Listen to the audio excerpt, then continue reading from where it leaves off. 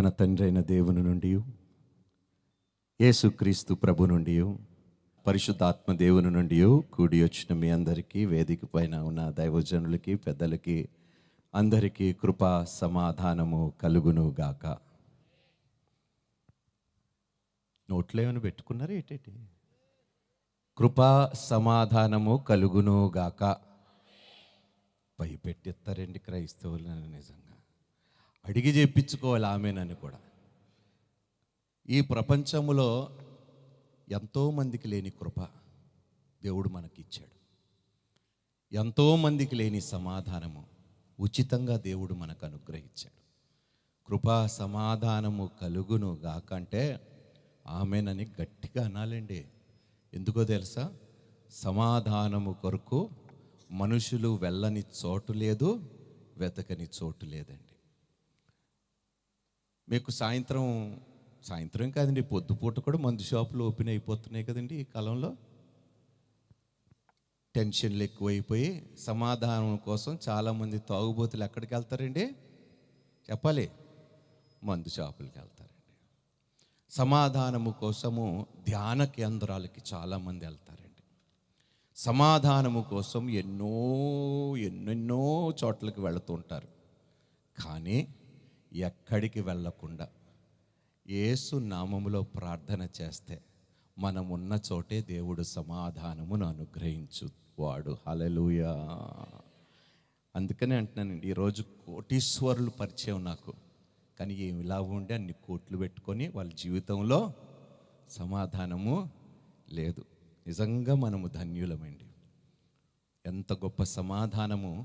ఈ లోకము అనుగ్రహించువంటి సమాధానము కాదు నేను అనుగ్రహిస్తున్నది అని యేసు ప్రభువారు అన్నారు.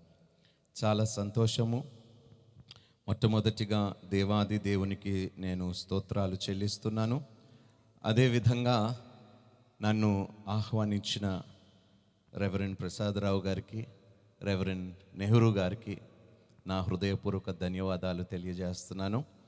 అదేవిధంగా మరి పెద్దలు, సంఘ పెద్దలు, క్లర్జీ వారికి, మరి స్త్రీల సమాజం వారికి, యవ్వనస్తుల మరి యూత్ వారికి, ఇక్కడున్న అందరికీ ప్రభు పేరట నా యొక్క వందనాలు, శుభములు తెలియజేస్తున్నానండి. ప్రత్యేకమైన నా యొక్క వందనాలు క్వాయర్ వారికి. మీరు లేకపోతే అన్ని ప్రోగ్రాంలో వెళితేనన్నా, మీరు ఉంటేనే మాకు కొంచెం సపోర్ట్గా ఉంటుంది. ఒకసారి క్వాయర్ వారికి, మ్యూజిషియన్స్కి మనం చప్పట్లు కొడతామా? ఎందుకంటే మనం ఎంత పాడినా కూడా వాయిద్యాలు లేకపోతే లాభము లేదు. కాబట్టి thank you for all your support.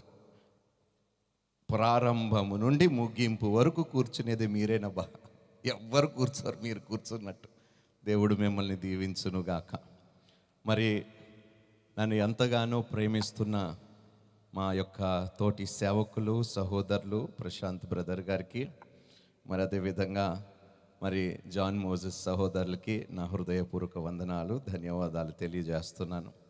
ఈ విధంగా మీ మధ్యలోకి రావటం చాలా సంతోషంగా ఉంది. నేను కొన్ని ప్రశ్నలు అడుగుతాను. వాక్యంలోకి వెళ్ళే ముందు మీరు ఏం చెప్పాలి? సమాధానము చెప్తానన్నవారు నిజంగా చేతులు ఎత్తండి. రైట్, దొరికారు. చాలా సంతోషము. మొట్టమొదటి ప్రశ్న, నేను ఎప్పుడు ప్రతి ప్రసంగం ముందు ఈ ప్రశ్న అడుగుతాను. మీలో ఎంతమంది పేదవారు ఉన్నారో చేతులెత్తండి. అయ్యో బాబోయ్, అందరు బాగున్నోళ్ళే అనమాట ఈ ఊర్లో. బాగున్నోళ్ళేనండి, బాగున్నోళ్ళే. పేదవాళ్ళు ఎంతమంది ఉన్నారు చేతులెత్తండి. ఎవరు లేరా? వెనకాల ఎవరో ఎత్తున్నారు. పని లేక కాదు బాబు, పనుండి. అర్థమైందా? ఎందుకు ఈ మాట అడుగుతున్నానంటే అమ్మా, చాలా ఊర్లోని ప్రతి ఒక్కరు చేతులు ఎత్తారు. నేను అంటాను, చేతులు ఎత్తిన వారికి ఒక ప్రశ్న ఏమిటంటే, మీలో ఎంతమంది 3 పూట్ల అన్నం తింటున్నారా లేదా? అందరూ నేను 3 పూట్ల అన్నం తింటున్నాను అన్నవారు చేతులు ఎత్తండి. చేతులు ఎత్తండి, మీకు దండం పెడతాను. మీ సొమ్మేమో అడగటం లేదు, చేతులు ఎత్తమంటున్నాను. 3 పూట్ల అన్నం తింటున్నారు, సంతోషం. పైకప్పు ఉందా మీకు? పైకప్పు ఉంది, వస్త్రాలు ఉన్నాయి. మరి మీరు పేదవాళ్ళు ఏంటండి? పైకప్పు ఉంది, అన్న వస్త్రాలు ఉన్నాయి. ఈరోజు కావలసినవన్నీ దేవుడు మనకి ఆయన కృప ద్వారా ఇచ్చాడు. రేపు అనుభవించడానికి మనం బ్రతుకుంటామో లేదో తెలియదు. అనుభవించటానికి ఈరోజు దేవుడు మనల్ని సజీవ లెక్కలో పెట్టి అడుగు వాటికన్నా ఊహించు వాటికన్నా అత్యధికమైన మేలు చేశాడు. కాబట్టి మనం అందరము ధనవంతులము. హల్లెలూయా. సో ఏ రోజు కూడా నేను పేదదానిని పేదవాడిని అని మాత్రం మీ నోట నుండి రాకూడదండి.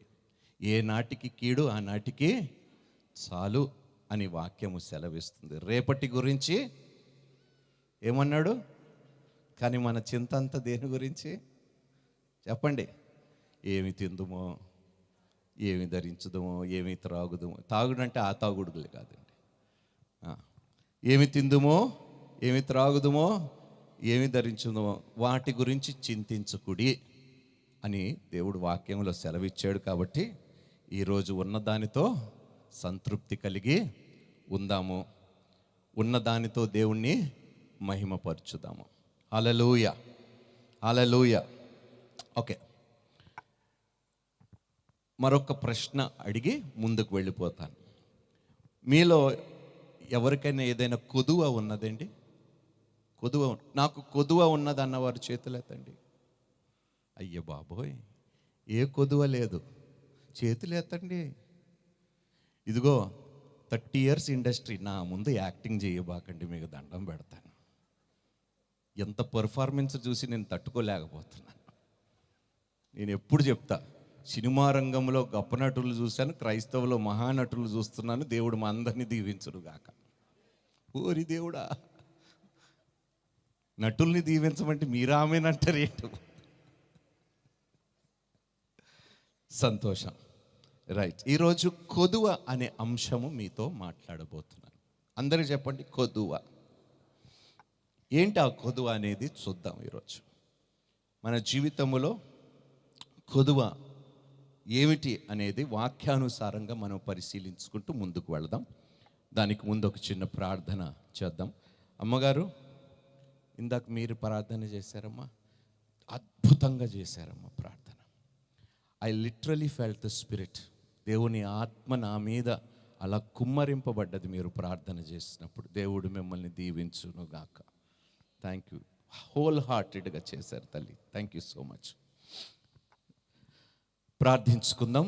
అందరము కళ్ళు మూసుకొని తలలు వంచుకునే ఎడల ప్రార్థనలో ఏకీభవిద్దాం.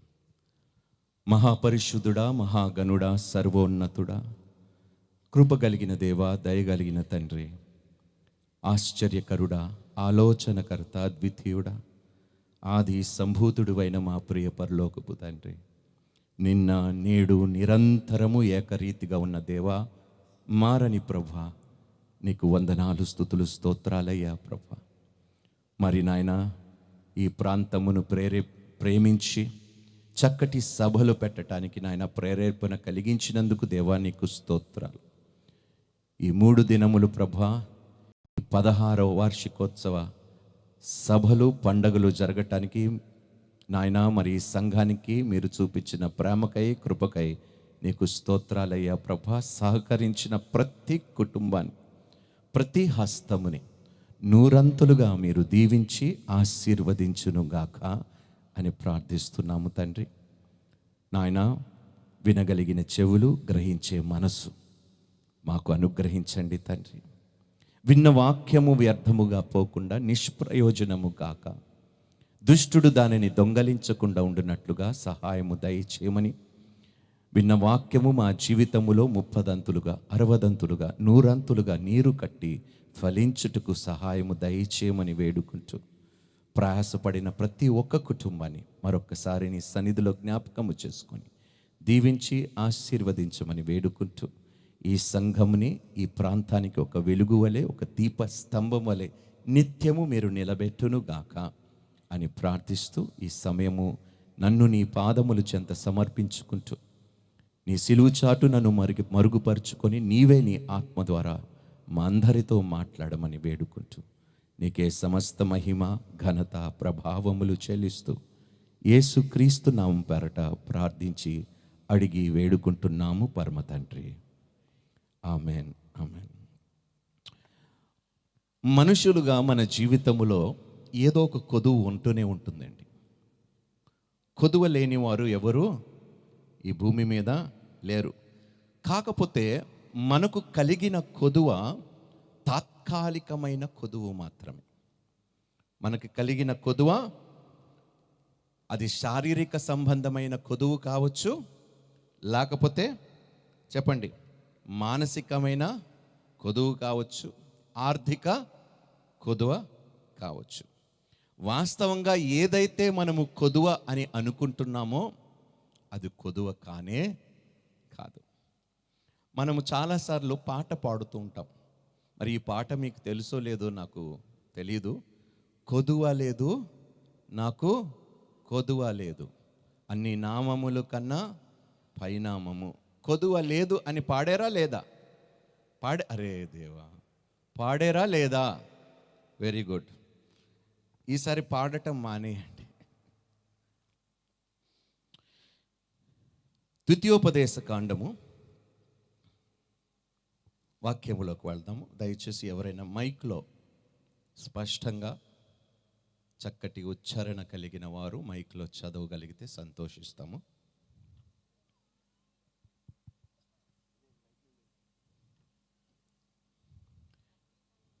ఒక్కరే చదవండి దయచేసి. ద్వితీయోపదేశ కాండము 2వ అధ్యాయము 7వ వచనము చదువుదామండి.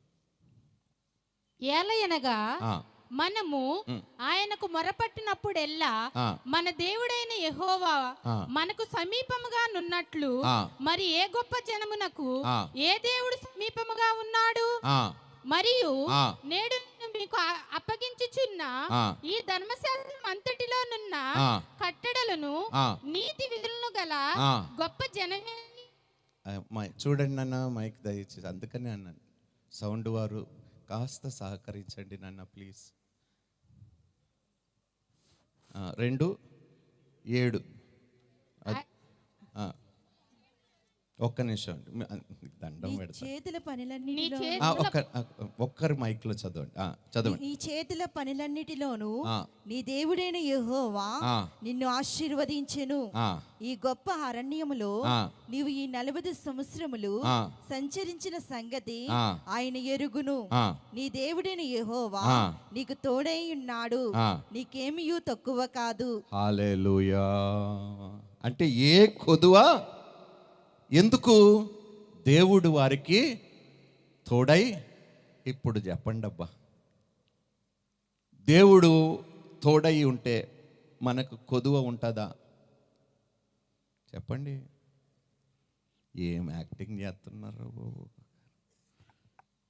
ఎందుకు ఈ మాట చెప్తున్నానంటమ్మా, ఎంతసేపు ప్రార్థనలు ఏమని అడుగుతారో తెలుసా? పాస్టర్ గారు మాకు సొంతిల్లు లేదండి. సొంతిల్లు లేని వారి చేతులు ఎత్తండి. అయ్య బాబోయ్, ఈ ఊర్లో అందరికి సొంతిల్లే. సొంతిల్లు లేని వారి చేతులు ఎత్తండి ఒకసారి, మీకు దండం పెడతా. మిగతా వాళ్ళందరికి సొంతిల్లేనా? చెప్పండి బాబోయ్. అందరికీ సొంతిల్లే. ఈ ఊరు మామూలు ఊరు కాదండి. ఎందుకు ఈ మాట అంటున్నాడంటే, ఎందుకు ఈ ప్రశ్న అడుగుతున్నానంటే, పాస్టర్ గారు మాకు సొంతిల్లు లేదండి, ప్రార్థన చెయ్యండి అని నేను అడిగాను. ఇప్పుడు ఉన్న ఇళ్ళలో యేసు ఉన్నాడా లేడా అన్నాను. ఇప్పుడు మీరు ఉన్న అద్దె ఇంట్లో చెప్పండి అయ్యా, యేసు ఉన్నాడా లేదా అంటే ఉన్నాడండి. మరి అద్దెంట్లో ఉండటానికి యేసుకి నామూషి లేనప్పుడు మనకెందుకయ్యా బాధ? తగిన కాలమందు తగిన సమయమందు ఆయననే తలగా మనల్ని పై చేయగా చెయ్యనై ఉన్నాడు. అప్పుడు దాకా ఉన్న దానితో తృప్తిగా ఉండండి. ఎందుకు ఈ మాట చెప్తున్నానంటే, ఆదాము అవ్వ ఏదెను తోటలో అన్నీ కలిగి ఉన్నారండి. ఏ కొదువ వారికి లేదు. అంత సమృద్ధి తప్ప ఏ కొదువ లేదు. అయినను అంత సమృద్ధి కలిగి ఉన్నా కూడా వారు పాపము చేశారు. ఎందుకు చేశారో తెలుసా? అపవాది వచ్చి వారి చెవిలో ఒక మాట పడేశాడు. ఏమిటి? దేవుడు అన్నీ ఇచ్చాడు కానీ ఒక్కటి మాత్రం మీకు తక్కువ చేశాడు. ఎప్పుడైతే తక్కువ చేశాడో దేవుడు ఏదో ఒకటి మాకు ఇయ్యకుండా దాచాడని వారు విశ్వసించారో ఉన్నవన్నీ కనిపించకుండా పోయి లేని వాటి మీద మనసు పడ్డది. లేని వాటి మీద మనసు పడి పాపము చేసి ఉన్న వాటివన్నీ పోగొట్టుకున్నారండి. చూసారా అపవాది ఎలా మన బ్రతుకులని భ్రష్టు పట్టిస్తాడంటే, ఎంత కుయుక్తిగా వాడు పని చేస్తాడంటే, మంచి ఆరోగ్యమునిచ్చాడు దేవుడు మనకి, ఆహారమునిచ్చాడు, అది సొంతదైనా అద్దెదైనా పైకప్పు ఇచ్చాడు. ఇచ్చాడా లేదా? ఇచ్చాడు. అన్న వస్త్రములు అన్నీ ఇచ్చాడు, ఆరోగ్యమునిచ్చాడు, పని చేయటానికి దేహము సహకరించటానికి కృపనిచ్చాడు, చేతులు కాళ్ళు నోరు కళ్ళు అన్ని పని చేయటానికి ఈ దినం దేవుడు మనకి కృపనిచ్చాడు. కానీ వాడు ఏంటంటే ఏదో తక్కువ ఉన్నది నీకని నీ మనసు అటువైపు మళ్ళీ ఇచ్చాడు. ఆదాము అవ్వని మోసం, అదే మోసం ఇప్పుడు దాకా కొనసాగిస్తూనే మీకు ఏదో కొదువ ఉన్నది, ఏదో కొదువ. ఈరోజు మీరు అపవాదికి చెప్పాలి, యేసు నాకున్నంత వరకు నాకు ఏ కొదువ లేదు. హల్లెలూయా, ఆమేన్ అనరు. యేసు నాతో ఉన్నంత వరకు చెప్పండి గట్టిగా, నిజం చెప్పారా లేదా? కానీ నా యేసు గొప్పతనం ఏమిటో తెలుసండి? 40 దినములు బాప్తిజము పొందుకున్న తర్వాత 40 దినములు అరణ్యములోకి వెళ్ళాడండి. తిండి లేదు, పైకప్పు లేదు, తలవాల్చుకోవటానికి చోటు లేదు, ఏమీ లేకుండా కూడా అపవాది వచ్చి శోధించినా కూడా ఆ కొదువలో కూడా అపవాది ఏదైతే కొదువ అని ఎత్తు చూపించాడో, ఈ రాళ్లతో నువ్వు మాట్లాడి రొట్టెలుగా మారిపోమంటే అవి మారిపోతాయి అన్నాడు. తిండి ఆశ చూపించాడు, అక్కడ తినటానికి ఏమీ లేదు. కానీ ఆదాము అవ్వ అన్ని కలిగుండి పాపము చేశారు. కానీ మన యేసుక్రీస్తు ప్రభువారు ఏమీ లేని అప్పుడు కూడా ఆ కొదువులో కూడా నీతిమంతుడుగా యథార్థవంతుడుగా నిలబడ్డాడు. దేవునికి మహిమ కలుగును గాక. ఈరోజు యేసుక్రీస్తు ప్రభువుని వెంబడిద్దామా వద్దా? చెప్పండి అయ్యా. అపవాది ఎన్నో విషయాలు తీసుకొస్తాడు, మీకు ఇది తక్కువ అది తక్కువ, నీకు ఇది లేదు అది లేదు. నా యేసుక్రీస్తుకే ఏమీ లేకపోయినను ఆత్మ కలిగిన వాడుగా అద్భుతములు చేయగలిగాడు. నా కొదువులో నాకు యేసు తోడు ఉంటే నేను అన్నీ చెయ్యగలుగుతాను. హల్లెలూయా. అందుకనే అంటాను, మనం అనుకుంటున్న కొదువ అసలు కొదువే కాదు. అన్నిటికన్నా ముఖ్యమైన కొదువ ఏదైనా ఉన్నదంటే జ్ఞానము. ఒకసారి హోషేయ గ్రంథానికి వెళ్దామండి. ప్రవక్త అయిన హోషేయ చెప్పిన మాటలు 4వ అధ్యాయము 6వ వచనం. నా జనులు జ్ఞానము లేని వారై నశించుచున్నారు. జ్ఞానము లేని వారంటే ఇన్ఫర్మేషన్ లేనివారు. ఏమిటండి? ఇన్ఫర్మేషన్ లేనివారు, లేకపోతే ఇగ్నోరెంట్ని తెలుగులో అయ్యా ఏమంటారు? ఇగ్నోరెంట్. తెలియకపోవటమా?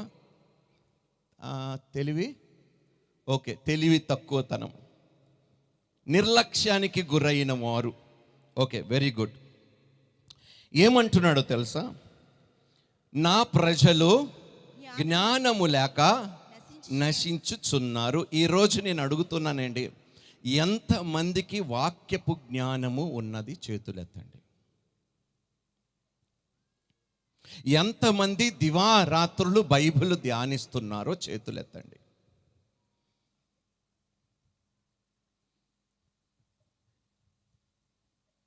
ఎంతమంది వాక్యము చేత వారి జీవితములని ఉతక స్నానము చేసుకుంటున్నారు? చేతులెత్తండి. ఏందబ్బా ఈ ఊరు నన్ను భయపెట్టించేస్తుంది. ఎందుకు అంటున్నానంటే అమ్మా, అనేక మంది క్రీస్తు పేరు చెప్తూ క్రైస్తవులనే మబ్బి పెట్టి మోసగిస్తున్నారు, మ్యానిపులేషన్ చేస్తున్నారు. ఎందుకు చేస్తున్నారంటే మీకు వాక్యములో ఉన్న జ్ఞానము కొదువయింది కాబట్టి. గాలి ఎట్ట వీస్తే ఆ బోధకి మీరు కొట్టుకుంటూ వెళ్ళిపోవచ్చున్నారు. ఎందుకో తెలుసా? వాక్యములో ఉన్న విషయాలు మనము గ్రహించలేకపోతున్నాము, ఇన్ఫర్మేషన్ లేకపోవటం. ఇది ప్రాముఖ్యమైన కొదువు ప్రతి క్రైస్తవురాలు జీవితములో, ప్రతి క్రైస్తవుడు జీవితములో. నేను ఒకప్పుడు బైబిల్ లేనప్పుడు ఒక మూర్ఖుడుగా బ్రతికానండి. ఏమీ తెలియకుండా అన్నీ తెలిసినట్టుగా నేను బ్రతికాను. కానీ ఎప్పుడైతే వాక్యముతో వెలిగింపబడ్డానో నా మూర్ఖత్వం అన్నీ విడిచిపెట్టే కృప దేవుడు నాకు అనుగ్రహించాడు. దేవునికి మహిమ కలుగునుగాక. ఈరోజు అంత సులభంగా నన్ను ఎవడు మభ్యపెట్టి మాయ చేసి మసిపూసి మాయ చేయలేడండి. ఎందుకో తెలుసా? నాకు కావలసిన ఇన్ఫర్మేషన్ ఈ లోకములో ఎలా బ్రతకాలో, ఎలా మాట్లాడాలో, ఎలా తట్టుకోవాలో, ఎలా సహించాలో, ఎలా ఎదిరించాలో, ఎలా ప్రేమించాలో, ఎలా క్షమించాలో, ఎలా ఆదరించాలో, ఎలా కృప చూపించాలో, ఎలా కనికరించాలో అన్ని ఇన్ఫర్మేషను ఎక్కడున్నది? నేను చదువుకున్న చదువులు లేదు, నేను సినిమా ఇండస్ట్రీలో చెప్పిన డైలాగుల్లో ఈ ఇన్ఫర్మేషన్ లేదు. ఒక్క జీవము కలిగిన వాక్యములోనే ఉన్నది. హల్లెలూయా. అందుకనే ఈరోజు క్రైస్తవులు చాలా వెనకబడిపోతున్నారు. ఎందుకో తెలుసా? వాక్యపు జ్ఞానము కొదువుగా ఉన్నది.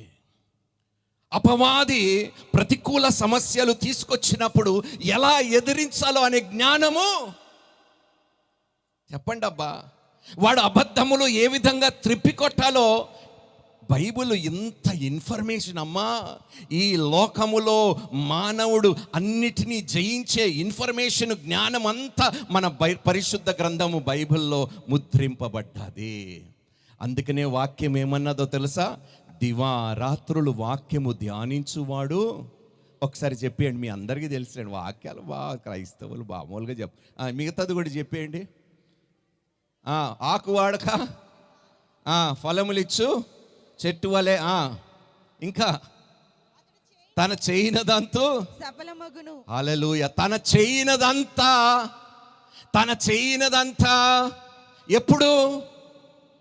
ఎప్పుడు వాక్యపు వెలుగు, వాక్యపు జ్ఞానము కలిగి ఉంటే నువ్వు చేపట్టిన ప్రతి పనిలో సక్సెస్ ఇస్తానంటున్నాడు దేవుడు. హల్లెలూయా. ఈరోజు మన బ్రతుకుల్లో సక్సెస్ లేకపోవటానికి కారణం, వెనకబడిపోవటానికి కారణం, మనము ఫెయిల్ అవ్వటానికి, ఓడిపోవటానికి కారణం ఏమిటో తెలుసా? వాక్యపు కొదువ, జ్ఞానము కొదువయ్యింది. ఈరోజు వాక్యపు జ్ఞానము. ఇల్లులు ఉన్నాయి మీ అందరి దగ్గర, సంతోషం. అన్న వస్త్రాలు ఉన్నాయి, సంతోషం. అన్నీ సమృద్ధిగా ఉన్నాయి, కానీ ఏం కొదువు ఉన్నదండి? చెప్పాలే. మార్చుకుందామా, ఇలాగే బ్రతుకుదామా? మీరే చెప్పాలి. నేను ప్రశ్నలు అడుగుతాను, మీరు సమాధానం.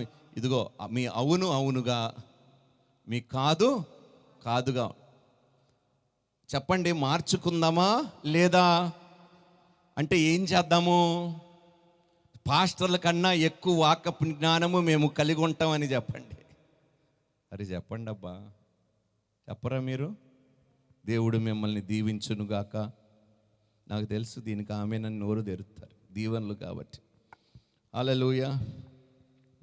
మన సుఖాలు, మన సుఖభోగాలకి దేవుడు తోడుగా ఉండకపోతే, దేవుని ఆశీర్వాదములు తోడుగా ఉండకపోతే ఆ సుఖభోగాలు మనల్ని పాపము వైపునే నడిపిస్తాయండి.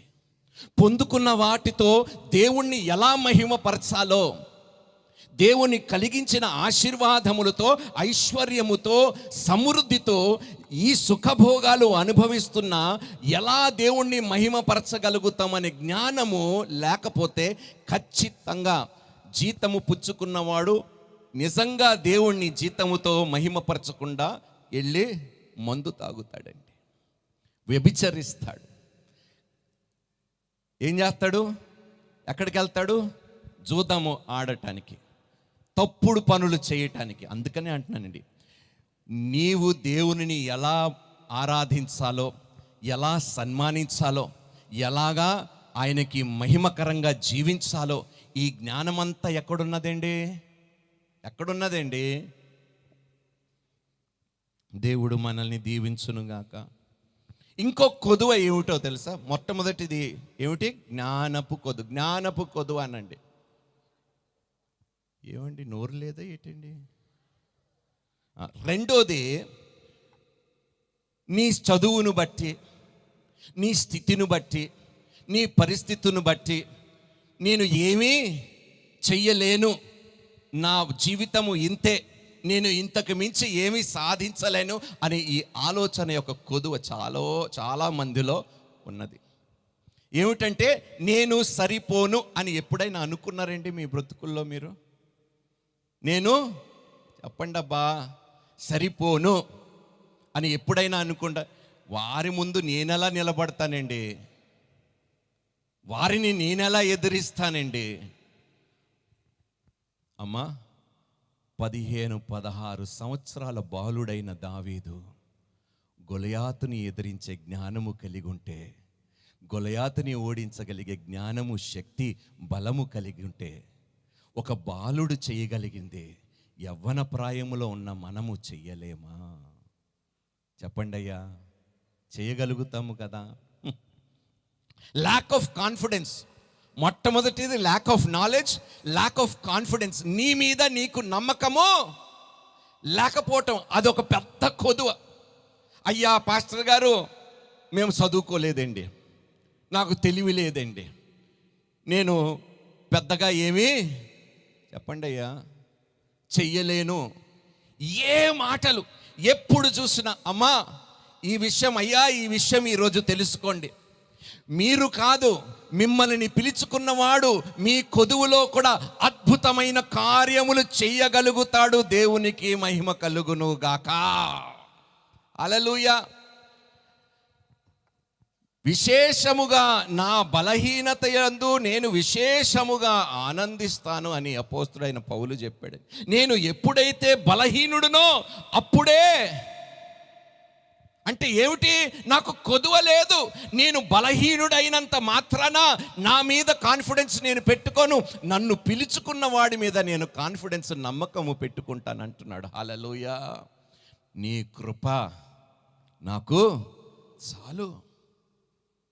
దావీదు గొలియాతు ముందు నిలబడినప్పుడు ఏమన్నాడో తెలుసా? సున్నతి లేని ఫిలిస్తీయుడా.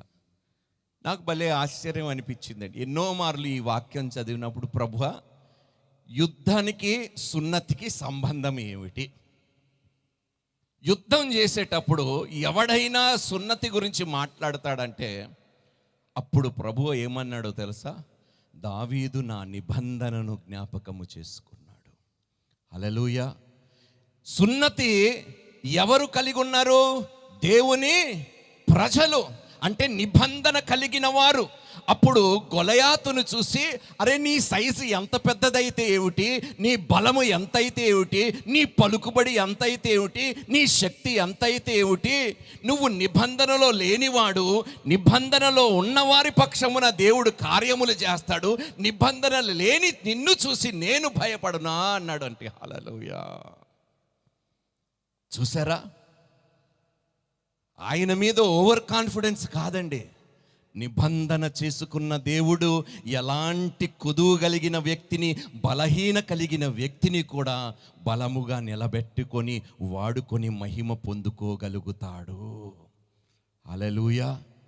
అందుకనే అంటున్నానమ్మా, నాకు ఇది తక్కువైంది పాస్టర్ గారు, నాకు అది తక్కువైంది, నాకు ఇది లేదు అని దయచేసి చెప్పటము మానుకోండి.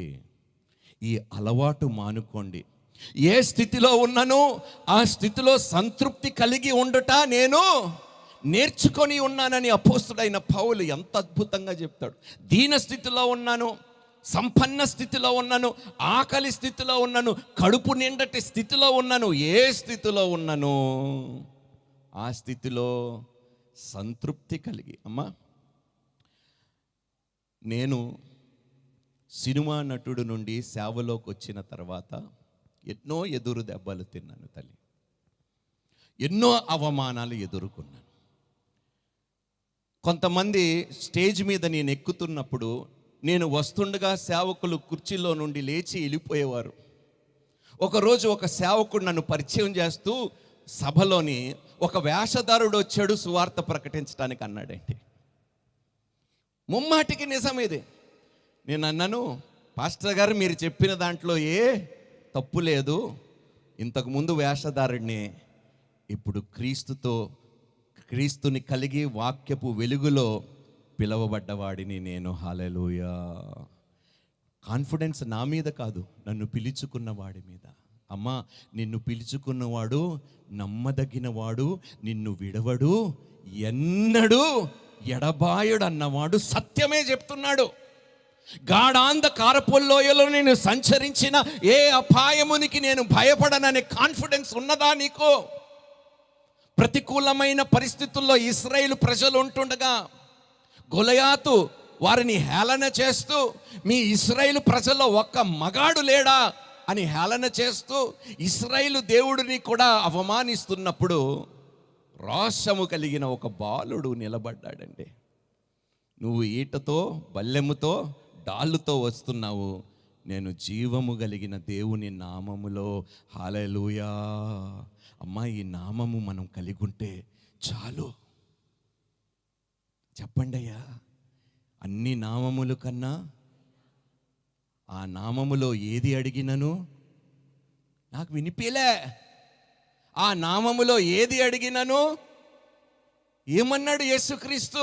నా నామములో ఏది అడిగినను నిశ్చయముగా ఆలోచిస్తాను, చూస్తాను, చేద్దాములే అని మనుషులు పలికినట్టు వ్యర్థమైన మాటలు పలకకుండా, నా నామములో ఏది అడిగినను నిశ్చయముగా, ఏదైతే మీరు అడిగారో ఒకవేళ దేవుడు కాదంటే దానికి మించినదే నీకు ఇవ్వబోతున్నాడు.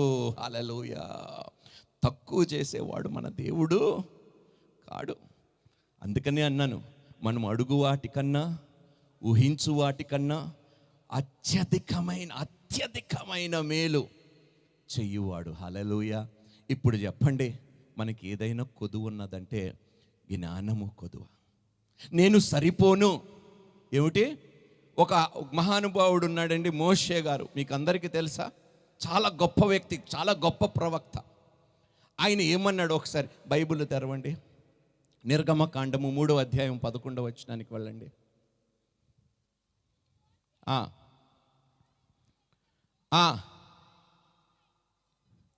మైక్ పని చేయట్లేదా? మైక్ పని చేయటం లేదా తల్లి? అందుకు మోషే, నేను ఫరో యుద్ధకు వెళ్ళుటకును ఇశ్రాయేలీలను ఐగుప్తులో నుండి తోడుకుని పోవుటకును ఎంతటి వాడనని దేవునితో అనగా, మోషే ఏమంటున్నాడు? ఫరోని ఎదిరించటానికి, ఇశ్రాయేలు ప్రజలను నేను రక్షించటానికి నేను ఎంతటి వాడనని. మీరు చెప్పండి, మీరు చెప్పండి. అపవాదిని ఎదిరించటానికి మీరు ఎంతటి వారు కాదు, మీరు దేవుని పిల్లలు. హల్లెలూయా. మీరు ఎదిరించండి, వాడు. హల్లెలూయా. అపవాదిని ఎదిరించండి, అప్పుడు వాడు నీ యొద్ద నుండి, వాడు ఎంతటి వాడు. హల్లెలూయా. వాడు కార్యములు, వాడు ఆలోచనలు, వాడు తలంపులు మన మీద నిలవకుండా వాడిని ఎదిరించే కృప, కాన్ఫిడెన్స్ అంత వాక్యం మనకు అనుగ్రహించింది. హల్లెలూయా. అయినా మనం ఏమంటామంటే, ఇదిగో మోషేలాగా ఫరోని ఎదిరించటానికి, ఈరోజు ఫరోలోని కాదమ్మా, అపవాది సైన్యమును ఎదిరించడానికి నువ్వు ఒక్కదానివి, నువ్వు ఒక్కడవే చాలంటున్నాడు దేవుడు. హల్లెలూయా. నమ్మకం ఉందా మీకు? నమ్మకం ఉన్నదా? చెప్పి వెళ్ళిపోనా నేను ఏంటి చెప్పండి? వెళ్ళిపోమంటారా? మరి మాట్లాడండి అబ్బా. నమ్మకం ఉన్నదా? అమ్మా, నువ్వు తలుచుకుంటే చదువు లేకపోయినా, బలహీన పరిస్థితిలో ఉన్న, ఆర్థిక ఇబ్బందిలోనున్న, నువ్వు ఆత్మతో ప్రార్థిస్తే నువ్వు అపవాదిని గద్దించటమే కాదు, ఎదిరించటమే కాదు, వాడు పనుల మీద నువ్వు విజయము పొందుకోగలుగుతావు అని వాక్యము సెలవిస్తుంది. హల్లెలూయా. నీకు అసాధ్యమైనది నమ్మటము నీ వలన అయితే ఊరుకోండి, అంత అబద్ధాలే క్రైస్తవులు చెప్తారు. మనం ఎందుకు పిరికి వాళ్ళగా బ్రతకాలి? అసలు బ్రతకటానికి వీళ్ళు లేదు. దేవుడు శక్తి. అమ్మా ఒకసారి 2 కొరింథీయులకు రాసిన పత్రిక 12వ అధ్యాయంకి వెళ్ళండి. 9వ వచనం 10వ వచనం చదువుదాం.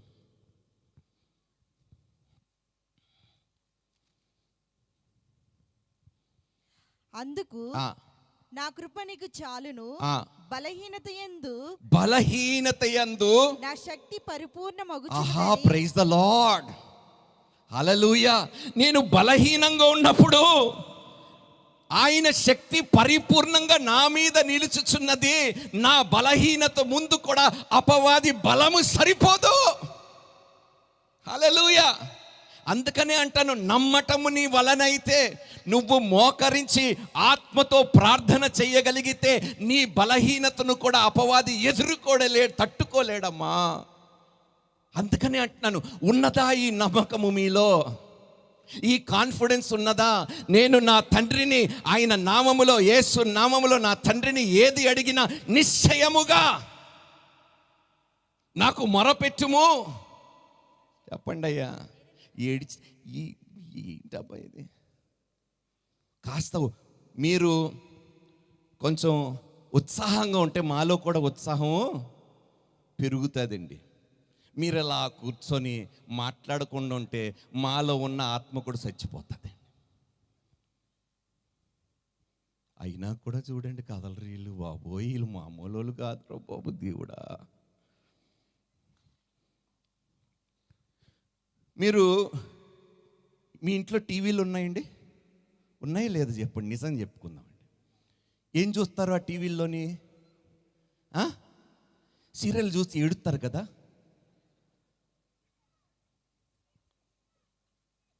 పనికి మాలిన ముచ్చట్లు ఎవడో పనికి మాలని పెడితే ఆ పనికి మాలిన ముచ్చటికి మీరేడిస్తే, జీవము కలిగిన వాక్యము చెప్తున్న సేవకుడు మాటలకి మీలో ఉత్సాహం లేకపోతే, చలనం లేకపోతే ఇంకెక్కడొస్తుందండి మనలో చలనం? వాడెవడో కొట్టుకు చస్తున్నాడు, వాళ్ళు ఏదో గొడవలు పడుతున్నారు టీవీల్లో. అసలు టీవీని ఇంగ్లీష్లో ఏమంటారో తెలుసండి? Idiot box. నన్ను కాదండి, మీరు గూగుల్కి వెళ్ళి గూగుల్ తల్లిని అడగండి. టీవీకి మరో పేరు ఏమిటంటే ఇడియట్ బాక్స్. తెలుగులో దానిని అనువాదించాలంటే యదవ పెట్టి ముందు ఎవరు కూర్చుంటారు? నేను ఏమనలేదండి. ఆ యదవ పెట్టి ముందు కూర్చొని వాళ్ళు వేసే యదవేశాలకి వీళ్ళు ఫీల్ అయిపోతున్నారు. కానీ ఇక్కడ ఎంత బలమైన వాక్యం చెప్తే మీరు మామూలు కాదండి. చాలా సంతోషం. ఎక్కడున్నామండి? నేను అది చదవండి తల్లి. కొరింథీ. ఆయన నాతో చెప్పెను, కాగా క్రీస్తు శక్తి నా మీద నిలిచియుండు నిమిత్తము విశేషముగా నా బలహీనతల యందే బహు సంతోషముగా అతిశయపడుదును. మళ్ళీ ఒకసారి చదువుదాం. అందుకు నా కృప నీకు చాలు, బలహీనత యందు నా శక్తి పరిపూర్ణమగుచున్నదని ఆయన నాతో చెప్పెను. కాగా క్రీస్తు శక్తి నా మీద నిలిచి ఉన్న నిమిత్తము విశేషముగా నా బలహీనతల యందే బహు సంతోషముగా అతిశయపడును. ఏం చేసుకుంటావు? అపవాది చేసుకోరా. నన్ను ఈ స్థితిలో చూసి నువ్వు నవ్వుకుంటున్నావు, కానీ ఎంత నవ్వుకుంటావో, ఎంత ఇబ్బంది పెడతావో పెట్టుకో. ఇదిగో, ఎవరితోనైనా పెట్టుకో, కానీ చెప్పండి అయ్యా, నాతో ఏడ్చినట్టు చెప్పారండి. చెప్పండి అబ్బా, ఎవరితోనైనా పెట్టుకో, కానీ అపవాది నాతో, నేను బలహీనంగా ఉన్నాను నా మీద దాడి చేయటానికి వస్తున్నావా? ఆ బలహీనతలోనే నీ తాట. హల్లెలూయా. ఈ విశ్వాసము కావాలండి. ఈ రోషము, ఈ పౌరుషము క్రైస్తవుల్లో ఎక్కడ పోయిందో నేను ఎప్పుడు అంటాను. ఊర్లో ఉన్న వాళ్ళందరూ ఎక్కువ ఉప్పు కారాలు తినండి. ఏమొస్తుంది ఉప్పు కారాలు ఎక్కువ తింటే? అది కూడా రోషం ఎలా చెప్పారంటే మామూలుగా చెప్పలేదు. హల్లెలూయా, హల్లెలూయా.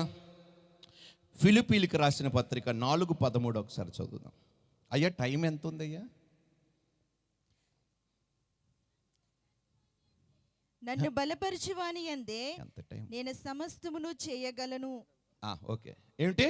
నన్ను బలపరచువాని యందే నేను సమస్తమును లేదండి, చేయగలను. అక్కడ అచ్చు ఏదో తప్పు పడినట్టుంది. నేను కాస్తే చేయగలుగుతానని ఉన్నదేమో చూడండి. నేను సమస్తము ఊరుకోండి. లేదు అచ్చు తప్పు పడినట్టుంది. మళ్ళీ చదవండి మీరు అందరూ ఒకసారి. క్రైస్తవులారు మీ బైబిల్ తెరిచి కరెక్టే ఉన్నదా? సమస్తమా కొంచెమా? సమస్తమును. మరి ఎందుకమ్మా కాన్ఫిడెన్స్ పోగొట్టుకుంటారు? మీ మీద మీరు నమ్మకము విడిచిపెడితే దేవుడు కూడా మీకు సహాయము చెయ్యలేడు. నేను పేదదానిని, నేను చదువు సంధ్య లేని దానిని, నేను చేతకాని వాడిని అని నీ నోటితోని నీవే ఈ మాటలు పలికితే నీ బ్రతుకులో దేవుడు ఎన్నడూ ఏ మేలు, నేను ఏమై ఉన్నానో ఆయన కృప వల్ల అయి ఉన్నాను. హల్లెలూయా. పేదదాన్ని అయి ఉన్నానా? ఆయన కృప వల్లనే. చదువు సంధ్య లేని దాన్ని అయి ఉన్నానా? ఆయన కృప. గుడ్డివాడిగా ఉన్నానా? ఆయన కృప. మూగవాడిగా ఉన్నానా? చెవిటివాడిగా ఉన్నానా? ఆయన కృప. ఈ బలహీనతలలో కూడా దేవుడు నాతో గొప్ప బలమైన కార్యములు జరిగించగలుగుతాడు.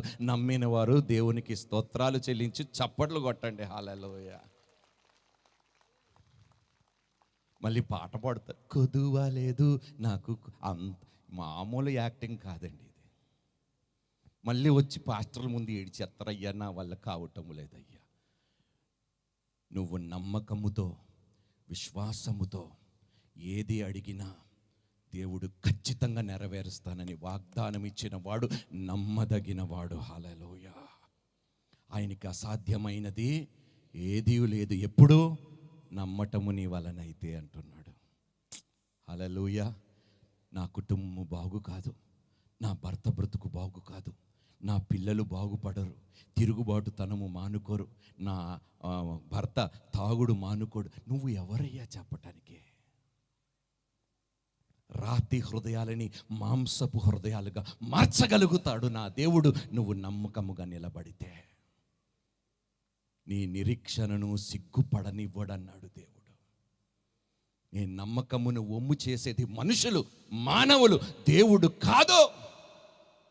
నువ్వు అడుగు వాటికన్నా, ఊహించు వాటికన్నా అత్యధికమైన మేలు చేసే తీరుతాడు. అయినా నమ్మకము లేదు చాలాసార్లు. అమ్మా, ఎంతోమంది ఏమన్నారో తెలుసా? నేను సినిమా పరిశ్రమలో నుండి బయటకు వచ్చేసినప్పుడు ఇంకా సినిమాలు చెయ్యను అని అన్నప్పుడు చాలామంది ఏమన్నారో తెలుసా? వీడు కూడా ఒక నటుడు ఉరేసుకొని చచ్చిపోయినట్టుగా వీడు కూడా రోడ్డు పాలు అయిపోయి ఉరేసుకొని చస్తాడు.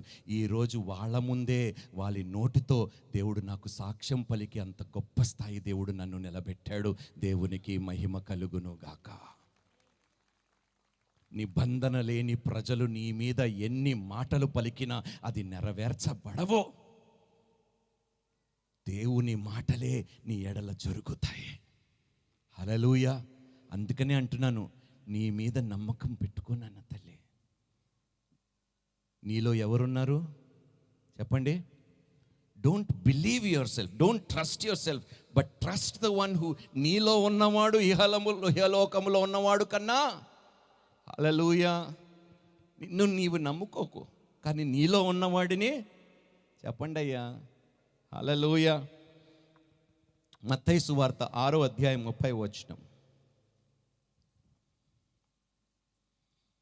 నేడుండి రేపు పొయ్యిలో వేయబడు అడవి గడ్డిని దేవుడు అలాగూ అలంకరించిన ఎడల అల్ప విశ్వాసులారా మీకు మరీ నిశ్చయముగా వస్త్రములు ధరింపజేయును గదా. హల్లెలూయా. కాబట్టి ఏమి తిందుమో చాలండమ్మా. ఏమంటున్నాడు? చెప్పండి. కాదు ఏమన్నాడు? ఆ గడ్డి ఈ నేడుండి రేపు పొయ్యిలో, మళ్ళీ ఒకసారి చదువుతాం. నేడుండి రేపు పొయ్యిలో వేయబడు అడవి గడ్డిని దేవుడు అలాగూ అలంకరించి దానినే దేవుడు అలంకరిస్తే నీ బ్రతుకులని దేవుడు అలంకరించకుండా విడిచిపెడతాడా?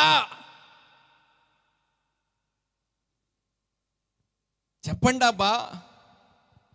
ఆయన జీవము పోసిన మనుషులము మనము, ఆయన ఊపిరి కలిగిన వారము మనము. హల్లెలూయా. నిబంధ జనులు మనము. ఆయన నిబంధనతో, ఆయన రక్తముతో మనల్ని కొన్న దేవుడు మనల్ని విడిచిపెట్టువాడు.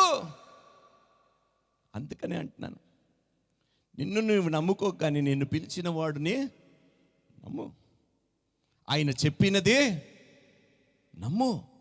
ఆయన ఏదైతే చేయగలుగుతాడో అది నమ్ము అని దేవుడు ఈరోజు మరలా మనకి గుర్తు తీసుకొస్తున్నాడు వాక్యము ద్వారా. మొట్టమొదటి కొదువ ఏమిటండి మనకు? రెండోది కాన్ఫిడెన్స్ లేదు. అమ్మా, ఈరోజు సూటిగా మిమ్మల్ని అందరిని ఒక మాట అడుగుతాను. మీలో ఏదైనా చేయగలిగే సామర్థ్యాలు ఉన్నారా? చెప్పండి అబ్బా. మీ మొక్కలు చూస్తే నాకు డౌట్గా ఉంది. ఎస్ అని చెప్పండి. అవును, నేను ఏదైనా చెప్పండి అయ్యా. ఎందుకంటే నన్ను పిలుచుకున్నవాడు సమస్త కార్యములు నా ద్వారా. మోషే ఏమన్నాడు? ఫరో దగ్గరికి నేను వెళ్ళటానికి ఎంతటి ఇశ్రాయేలు ప్రజలను నేను రక్షించటానికి, అమ్మా నీకు చదువు లేకపోయినా, నీకు డబ్బు లేకపోయినా, నువ్వు విశ్వాసముతో మోకరించి ప్రార్థన చేస్తే నువ్వు అడుగు వాటికన్నా గొప్పవి నీ కుటుంబంలో దేవుడు చేసే తీరుతాడు అంటున్నాడు. హల్లెలూయా. 80,40,000 అప్పు 2009వ సంవత్సరంలో. ఆ అప్పులన్నీ కొట్టేసి ఈరోజు తలగాను పై చేయగాను అప్పు ఇచ్చివాడుగా దేవుడు నా బ్రతుకు తిరిగి మార్చగలిగాడు. హల్లెలూయా. దేవునికి అసాధ్యమైనది. ప్రభువా, ఈ అప్పులు పోతాయా తండ్రి? కాదు. ఖచ్చితంగా ఎలా పోవాలో మార్గము నువ్వు నాకు చూపిస్తావు, మార్గమును సరళము చేస్తావు. ఎవరైతే నన్ను అప్పు ఇచ్చి వారు బాధ పెడుతున్నారో వారు హృదయాలను కూడా నువ్వు, హల్లెలూయా, వారు హృదయములో నా ఎడల కనికరము పుట్టించగలిగిన దేవా నీకు అసాధ్యం అంటూ. యోసేపు పొతిఫర్ ఇంట్లో పనిచేస్తున్నప్పుడు పొతిఫర్ చూసి నిశ్చయముగా దేవుడు ఈయనకి తోడుగా. హల్లెలూయా. Praise the Lord. మొదటి యోహాను 5వ అధ్యాయము 14-15 వచనం చదువుదాం. నెక్స్ట్ అంశానికి వెళ్దాం దీని తర్వాత. ఆయనను బట్టి మనకు కలిగిన ధైర్యం ఏదనగా ఆయన చిత్తానుసారముగా మన మేది అడిగిన ఆయన మన మనవి ఆలకించు అని. ఊరుకోండి, ఆయన వినడండి. అదే కదా బైబిల్ చెప్తుంది. అంతేనా బైబిల్ చెప్తుంది? ఆయనని ఏది అడిగినా ఆయన మనవి ఆలకించు అని కాదు, ఆలకించడని ఉన్నది బైబిల్లో. అందుకనే మన విశ్వాసము, మన నమ్మకము ఎలా తగలడ్డది. అమ్మా, విశ్వాసము లేకుండా దేవునికి ఇష్టుడై ఉండుట ఎప్పుడు మనలో కాన్ఫిడెన్స్ వస్తుందో అప్పుడే మన విశ్వాసము పెరుగుతుంది. నాన్న, ఈరోజు చెప్తున్నాను, మీరందరూ ఈ లోకమును తలక్రిందలు చేయగలిగేవారు. హల్లెలూయా. మీకు అసాధ్యమైనది నిజంగా చెప్తున్నాను నాన్న, అనుభవంతో చెప్తున్నాను. మిమ్మల్ని దేవుడు మీరు అడిగి చూడండి, ప్రభువా నన్ను ఒక గొప్ప పాత్రగా వాడుకో అంటే వాడుకోడా? నా ద్వారా గొప్ప కార్యములు జరిగించు ప్రభువా అంటే జరిగించకుండా ఉంటాడా? తక్కువ చేయుడు నాన్న. నీ జీవితంలో ప్రాబ్లం ఏమిటో తెలుసా? మన మీద మనకి ఏమిటి? మళ్ళీ ఆ వాక్యం చదవండి. ఆయనను బట్టి మనకు కలిగిన ధైర్యం ఏదనగా ఆయన చిత్తానుసారముగా మనం ఏది అడిగినను ఆయన మన మనవి ఆలకించు అనున్నదియే. హల్లెలూయా. ఆయన వాగ్దానములన్నీ క్రీస్తునందు అవును ఆమేనుగా ముద్రింపబడి ఉన్నది. హల్లెలూయా. ఎంత గొప్ప మాటలు బైబిల్లో. అందుకనే వాక్యపు వెలుగులో మనం బ్రతుకుదాము. ఈరోజు వాక్యముతో ఉతక స్నానము చేసుకోకపోవటం వలనే మనం ఇలా అజ్ఞానులుగా మిగిలిపోతున్నాము, అపవాదిని ఎదిరించలేకపోతున్నాము, మన పరిస్థితుల మీద మనం విజయాన్ని పొందుకోలేకపోతున్నాము. అమ్మా, దేవుడు పిలుచుకున్న ప్రతి ఒక్కడి చేత యుద్ధమును జరిగించి విజయం అనుగ్రహించాడండి. హల్లెలూయా. మీరందరూ ఎవరు? యుద్ధ వీరులు, సైన్యములకు అధిపతియగు యెహోవా సైన్యము మీరు. హల్లెలూయా. ఈరోజు మన యుద్ధోపకరణములు చెప్పండి, భూ సంబంధమైన వాటి కావు, అవి పరలోక సంబంధమైనవి. దుర్గములను పడద్రోయగలిగినంత శక్తి దేవుడు మనకిచ్చి ఉన్నాడు. ఎలాంటి దుర్గమైనా నీ ముందు పడిపోవలసినదే అంటున్నాడు. హల్లెలూయా. నువ్వు తెలిసి కట్టేవో తెలియకుండా కట్టేవో దానిని కూల్చివేసే శక్తి కూడా నీలోనే దేవుడు ఉంచాడు. నీకు అసాధ్యమైనది నిజంగా చెప్తున్నానమ్మా. మనము ఏ పాటి వారమో క్రీస్తునందు మనల్ని ఎలాంటి పిలుపుతో మన పిలుపు పరలోకము నుండి వచ్చిన పిలుపు, మనుషులు పిలుచుకున్న పిలుపు వంటిది కాదు. నీకు ఉద్యోగానికి ఎవడైనా పిలిపిస్తే ఉద్యోగం నుండి పీకేస్తాడు, కానీ నిన్ను పిలుచుకున్నవాడు నువ్వు బ్రతుకు దినములంతయు ఆ నిబంధన నుండి తొలగిపోకుండా నిన్ను కాపాడువాడుగా ఉన్నాడు. హల్లెలూయా. మన పిలుపు పరలోకపు పిలుపు, మన పిలుపు పరిశుద్ధ పిలుపు, మన పిలుపు చాలా గొప్ప పిలుపు. అలాంటి పిలుపు కలిగిన వారము మనం పిరికి వారిగా బ్రతకటానికి చెప్పండి అయ్యా. అమ్మా, ఏ బైబిల్లో ఎప్పుడు కూడా దేవుడు ఏమన్నాడు తెలుసా?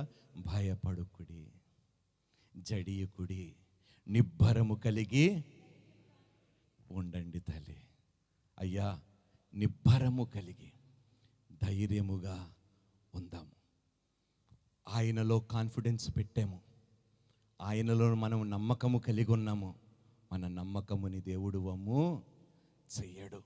మీ ప్రతికూల పరిస్థితిని దేవుడు అనుకూలంగా మార్చునుగాక.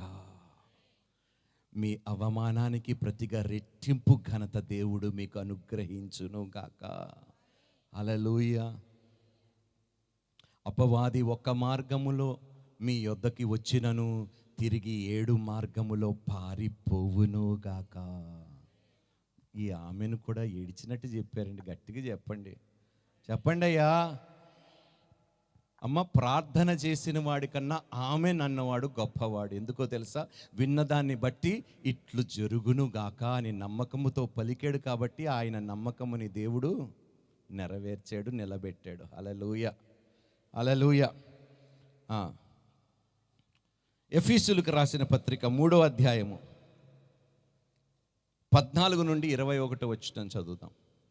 ఈ హేతువు చేత పరలోకమునందును భూమి మీదను ఉన్న ప్రతి కుటుంబము ఏ తండ్రిని బట్టి కుటుంబం అని పిలువబడుచున్నదో ఆ తండ్రి ఎదుట నేను మోకాల్లోని మీరు అంతరంగ పురుషుని యందు శక్తి కలిగి ఆయన ఆత్మ వలన బలపరచబడినట్లుగా క్రీస్తు మీ హృదయములలో విశ్వాసము ద్వారా నివసించున్నట్లుగా తన మహిమైశ్వర్యము చెప్పున మీకు దయచేయవలననియు మీరు దేవుని సంపూర్ణత యందు పూర్ణులగునట్లుగా ప్రేమయందు వేరుపారి స్థిరపడి సమస్త పరిశుద్ధులతో కూడా దాని వెడల్పు, పొడుగు, లోతు, ఎత్తు ఎంతో గ్రహించుకునుటకును జ్ఞానమునకు మించిన క్రీస్తు ప్రేమను తెలుసుకునుటకును తగిన శక్తి గలవారు కావాలనియు ప్రార్థించుచున్నాను. ఆమేన్. ఇది జరగాలనేదే ప్రతి క్రైస్తవుడి జీవితంలో, ప్రతి కుటుంబంలో ఇదే నా ప్రార్థన. మీరు కూడా ప్రార్థనలు చేసేటప్పుడు దయచేసి ఈ విషయమై అమ్మ మన ప్రార్థన వాక్యానుసారముగా ఉండునుగాక. ఎందుకో తెలుసా? వాక్యమే ఆయన చిత్తము కాబట్టి. సో మన ప్రార్థనలు వట్టి ప్రార్థనలు కాకుండా వాక్యానుసారంగా ఏది విశ్వాసముతో అడిగినను దేవుడు నిశ్చయముగా. హల్లెలూయా, హల్లెలూయా. మొట్టమొదటి కొదువ ఏమిటండి?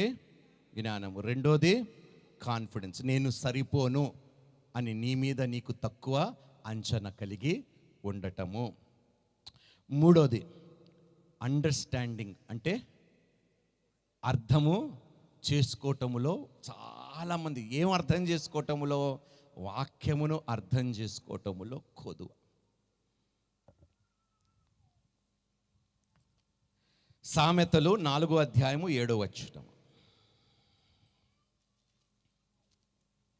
జ్ఞానము సంపాదించుకున్నట్టయే జ్ఞానమునకు ముఖ్యాంశము. హల్లెలూయా. జ్ఞానము సంపాదించుకున్నట్టయే జ్ఞానమునకు ముఖ్య అంశము. ఈరోజు ఒక మాట అడుగుతున్నానండి, పెళ్లి కాని వారు ఎంతమంది ఇక్కడ ఉన్నారు? చేతులు ఎత్తండి. అంటే మొదటి పెళ్ళి. క్లారిటీ ఉండాలండి ఏ విషయంలోనైనా. ఏమిటి? మొదటి పెళ్ళి కాని వారు ఎంతమంది ఉన్నారు? చేతులు ఎత్తండి. పురుషులు అడుగుతున్నా, పురుషులు వెనకాల ఎవరో కొంతమంది ఎత్తారు. Okay, very good. ఓకే, నేను ఎందుకు ఈ ప్రశ్న ఇస్తున్నానంటే ముఖ్యంగా చెల్లెమ్మలని ఉద్దేశించి. నేను కలిసిన ప్రతి యవ్వనస్తుడు నేను అడిగిన ప్రశ్న ఏమిటంటే, నువ్వు పెళ్లి చేసుకుంటావరా ఫ్యూచర్లో అని అడిగాను. నీకు పెళ్ళి అయిందా? Very good. ఇంకా నీకు వెనకాల మరి చెయ్యెత్తి సావచ్చు కదా బాబు. లే ఒకసారి. నీ వయసు ఎంత? 26. ఇంకా పెళ్ళి కాలే. ఓకే, పెళ్లి చేసుకుంటావు, నన్ను భయపెట్టకే. పెళ్లి చేసుకుంటావా చేసుకోవా?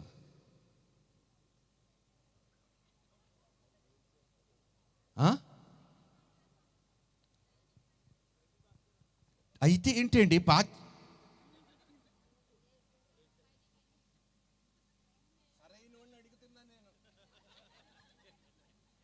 ఆయనకే ఈ ట్రైనింగ్ లేకపోతే రేపు సరైన ఉంటుంది నాన్న. ముందున్నది అదే, ఆ పండగే మిగులుతుంది మనకి. భలే నవ్వుతున్నారు చూడండి. పెళ్ళి అయిపోయి చేతులు కాల్చేసుకొని ఇంకా నవ్వుతున్నారు. దేవుడు మిమ్మల్ని దీవించునుగాక. ఆమేనా? మీరు మారరు. పెళ్లి చేసుకుంటావా లేదా?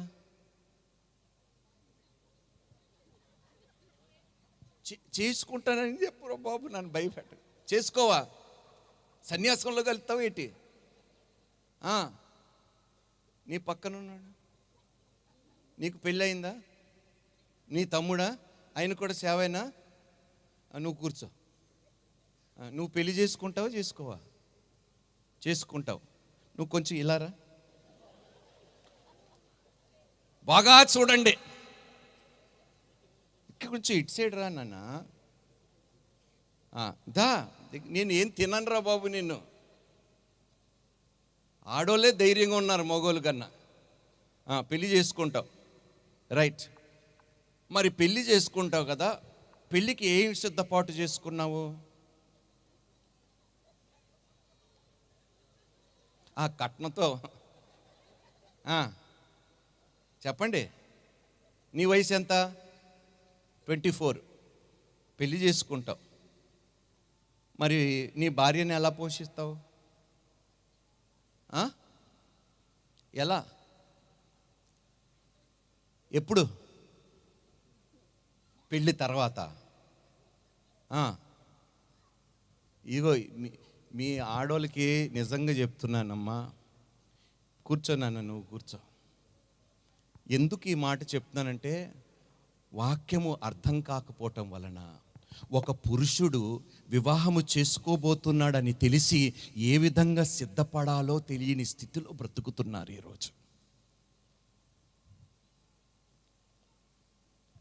ఏ మగాడైనా ఆడదాని నుండి రూపాయి తీసుకోకుండా పోషించి సంరక్షించునుగాక. ఇదే బైబిల్ నేర్పిస్తుంది మగాడికి. అమ్మ, తప్పుగా అర్థం చేసుకోకండి. ఆడవాళ్ళు జీతం మీద బ్రతకటం అది మంచిది.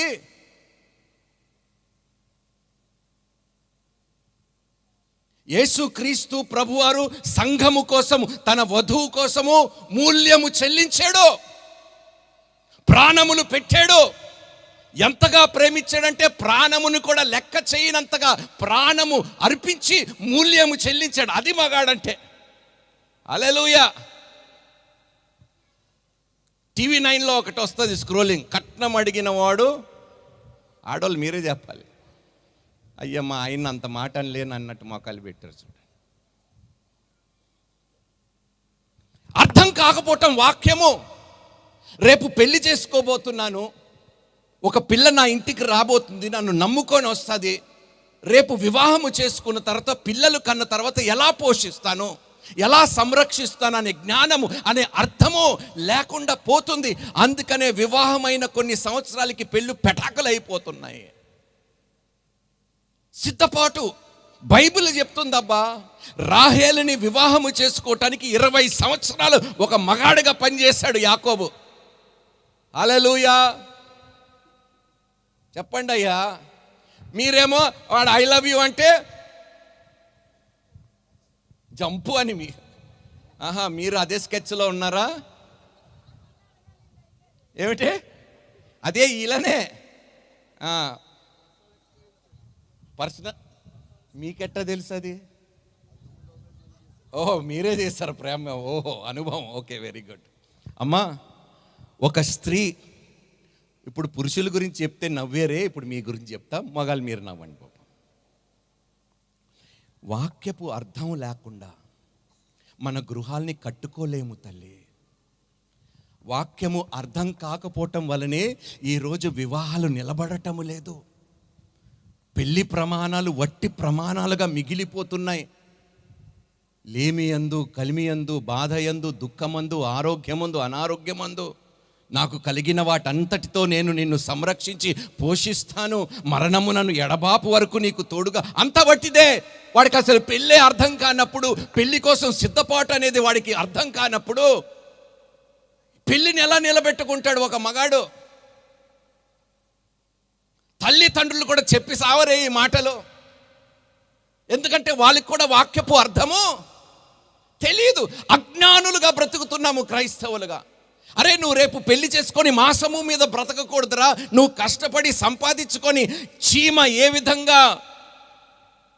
విధంగా ఎప్పుడు వేసవి కాలములు అంటే ఏమిటి? చలికాలం వస్తే నేను ఇప్పుడు చేసినంత పని చేయలేను, వర్షాలు వస్తే నేను చేసినంత పని చేయలేను. కానీ వర్షాలు వచ్చినా, చలికాలం వచ్చినా, ఈ వేసవి కాలంలో నేను కష్టపడినందుకు ఆ 2 కాలములు నేను తట్టుకోగలుగుతాను. చీమకున్న జ్ఞానము ఒక మగాడికి లేకుండా పోతుంది. అందుకని అంటాను, వాక్యము చదవండి బాబో. ఇల్లులు ఎలా కట్టాలి, కాపురాలని ఎలా నిలబెట్టుకోవాలి, అన్నీ ఇందులో రాయబడి ఉంది. ఇప్పుడు స్త్రీల దగ్గరికి వెళ్ళాం. 1 పేతురు 3వ అధ్యాయము. మీ ఆయన ఒక మాట అంటే పెట్టి సర్దుకొని పుట్టింటికి వెళ్ళిపోవటం. నవ్వుతున్నారు చూడండి. అంటే ఈ బ్లాక్మెయిల్ మీరు చేస్తున్నారు అన్నమాట.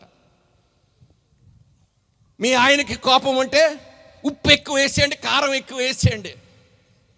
లేకపోతే వంట చేయటం మానేసి మూల ముఖం ఏడ్చినట్టు పెట్టుకొని కూర్చోండి.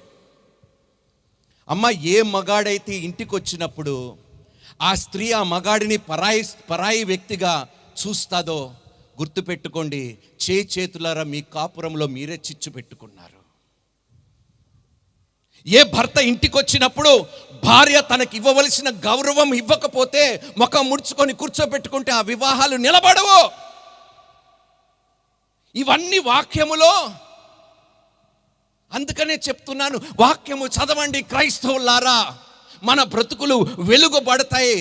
లెమ్ము తేజరిల్లము, నీకు వెలుగు ఎక్కడుంది? వెలుగు వాక్యము. నీ వాక్యమైన పాదముకు దీపము, నా త్రోవకు. ఊరుకోండి, వాక్యాలు చెప్తారు కానీ ఎంతమంది అర్థం చేసుకోగలుగుతున్నారు వాటిని? 1 పేతురు 3వ అధ్యాయము 1వ వచనము నుండి చదవండి. అటువలే స్త్రీలారా, మీరు మీ స్వపురుషులకు లోబడి ఉండు. అమ్మా తల్లి, మీ స్వపురుషులకు మాత్రమే. పక్కనోడు ఏదో చెప్తే మీ భర్త గురించి వినకండమ్మా. మీరు విన్నారనుకోండి, దేవుడే మిమ్మల్ని కాపాడును గాక.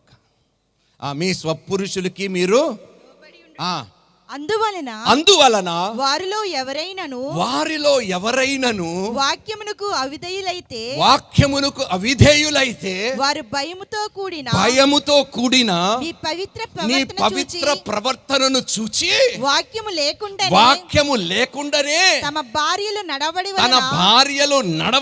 నడవడి వలన రాబట్టబడవచ్చును. హల్లెలూయా. మీ పవిత్రమైన మీ పలికిమాలిన ప్రవర్తన చూస్తే ఏ భర్త తిరిగి మీ దగ్గరికి కీడుకి ప్రతి కీడు చేస్తే ఏ భర్త తిరిగి వాక్యపు అర్థం లేకుండా బ్రతుకుతున్నాం ఈరోజు అమ్మ ఎక్కువ విడాకులు ఎవరి మధ్యలో జరుగుతుందో తెలుసా? అన్యుల మధ్యలో కాదు, క్రైస్తవుల మధ్యలో. ఇది నిజము తల్లి. మీ క్షేమము కోసమే ఈ మాటలు చెప్తున్నా. ఇన్ని విషయాలు కొదువు కలిగి ఉంటే ఎంతసేపు తిండి గురించి, ఎంతసేపు బట్టల గురించి, ఎంతసేపు ఇల్లు గురించి, ఇవి కొదువ కానే? ఇవి నిజమైన కొదువు. జ్ఞానము కొదువైంది, కాన్ఫిడెన్స్ కొదువైంది, వాక్యముని అర్థం చేసుకునే కొదువు మన బ్రతుకుల్లో మరీ ఎక్కువ అయిపోయింది ఈరోజు. ఏమంటున్నాడు? అవిధుడైన నీ భర్త నీ పవిత్రమైన ప్రవర్తనను చూసి ఒక్క మాట చెప్పకుండానే మీరు రాపట్టుకోవచ్చంట. హల్లెలూయా. వీడు ఇలా చేశాడు కదా, వీడి సంగతి చెప్తా. అది పెళ్ళి కాదు నాన్న, అది ఒక ఒప్పందం, అది కాంట్రాక్ట్. పెళ్ళి కాంట్రాక్ట్ కాదు, ఒక నిబంధన. కాంట్రాక్ట్లు బిజినెస్లో చేస్తారు, వివాహాల్లో చేసుకోరు. ఈ అర్థం కూడా ఈ సమాజంలో యవ్వనస్తులకి కూడా అర్థం కాకుండా పెళ్ళి చేసేసుకుంటున్నారు, పెటాకులైపోతున్నాయి వివాహాలు. సిద్ధపాటు ఎలా ఉండాలి? బైబిల్ ఉన్నదా లేదా చెప్పండి. నేను చెప్పిన మాటలన్నీ బైబిల్లో ఉన్నదా? అందుకనే అన్నాడు దేవుడు, దివారాత్రులు వాక్యము ధ్యానించువాడు వాడు చేసినదంతయు. బా, ఎంత అద్భుతమైన మాట అండి. హల్లెలూయా, హల్లెలూయా. సామెతలు 3వ అధ్యాయము 5వ వచనము. ఇప్పుడు అన్ని సామెతలే చెప్తాను. నీ సబుద్ధిని ఆధారము చేసుకునక నీ పూర్ణ హృదయముతో యెహోవాయందు నమ్మిక ఉంచుము. నీ ప్రవర్తన అంతటి యందు ఆయన అధికారమునకు ఒప్పుకునుము. హల్లెలూయా. ఎంత అద్భుతమైన మాట. సామెతలు 14వ అధ్యాయం 29వ వచనము.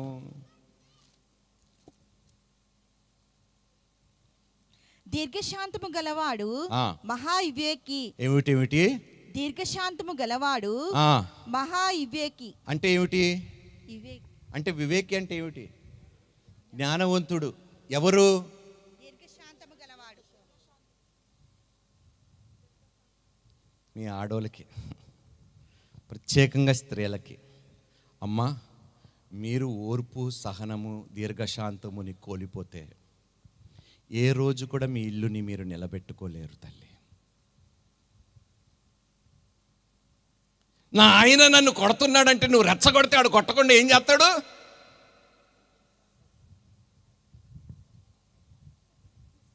అరే ఏంటి నన్ను అంత కోపంతో చూస్తున్నారు ఇటు బాబు, నన్ను కొడతారు ఇటు ఇప్పుడు? ఎందుకు కొడతాడండి? ఒకడు రెచ్చగొడితే కదా తిరగబడతాడు. ఏమంట? మళ్ళీ ఒకసారి చదువుదామే. ఏమిటమ్మా? దీర్ఘశాంతము గలవారు అందాం. మహా వివేకి. అంతేనా?